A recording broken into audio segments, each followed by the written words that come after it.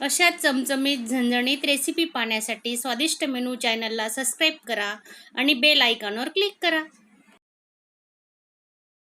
भाजी तयार आहे आपली। आपण आता कोथिंबीर टाकून घेऊ।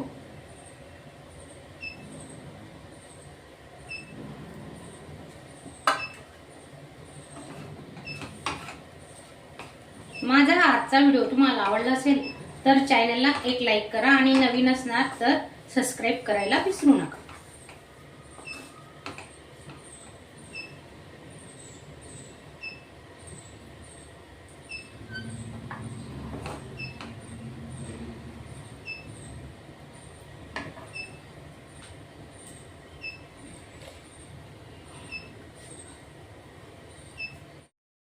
नमस्कार मैत्रिणींनो, आजची आपली रेसिपी आहे कारले।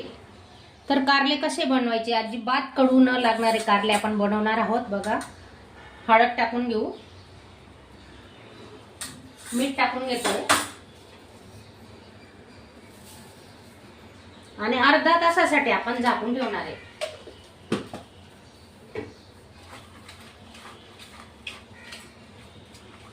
चांगलं मिक्स करून घ्यायचं। पूर्ण कारल्यांना आपला हळद मीठ लागलं पाहिजे। चकत्या करून घेतल्या आहेत बघा कारल्याच्या। अर्धा लिंबू टाकतोय,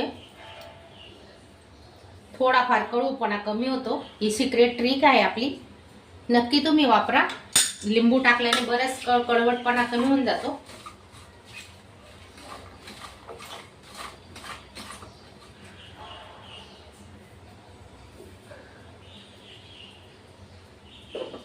अर्धा तासासाठी आपण झाकून ठेवणार आहेत। पूर्ण पाणी सुटेल आणि ते पाणी आपण काढून घेणार आहेत कारल्यांचं। हे बघा, एवढं पाणी निघालं। जेवढं तुम्ही जास्त वेळ चिरून ठेवणार ना कारले, तेवढं तुम्ही रात्रभरही ठेवले कापून आणि सकाळी डब्याला करायचे असले तरी बघा असं असं पाणी काढून घ्यायचं आणि मग कारले बनवायला घ्यायचे। लसणाच्या 10-12 पाकड्या घेतल्या आहेत, त्या अशा ठेचून घेते आता खलबत्त्यामध्ये।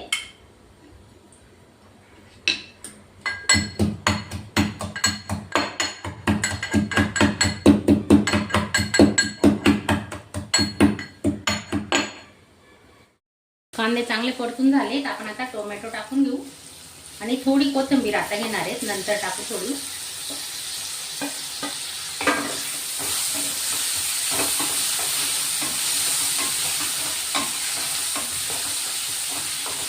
डायबिटीज वाल्यांसाठी तर ही भाजी खूपच हे त्याच्याने खूप फायदा पण होतो। आठवड्यातून 2दा तरी ही भाजी खाल्लीच पाहिजे।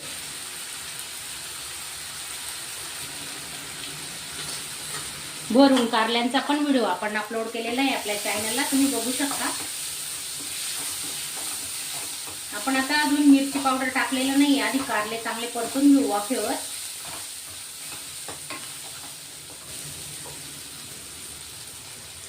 कारले टाकून घेतोय,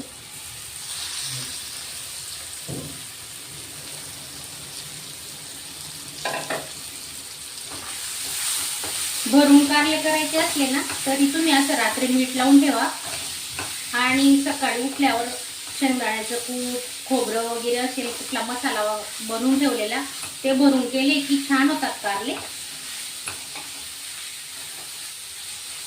टिफिनला तर अशाच भाज्या लागतात सुक्या, त्याच भाज्या खाऊन कंटाळा येतो। तर गॅस स्लो केलेला आहे आणि झाकून ठेवू आता। 2-3 मिनिटांसाठी झाकून ठेवणार आहे।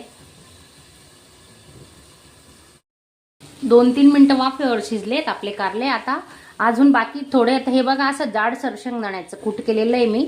याच्यात तुम्ही तिळीचा वापरही करू शकता, निम्मे थोडी तीळ आणि थोडे शेंगदाणे। हे बघा, आपण आता अशी टाकून घेऊ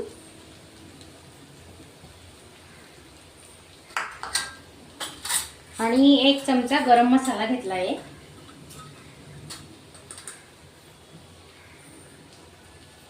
मिरची पावडर घेते 1 चमचा,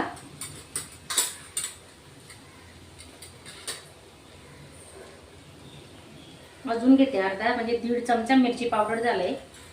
आणि थोडं धने पावडर घेऊ आपण आता। धने पावडरने छान टेस्ट येते भाजीला, तर अर्धा चमचा धने पावडर घेतोय। तर सर्व मसाले आपण चांगले मिक्स करून घेऊ।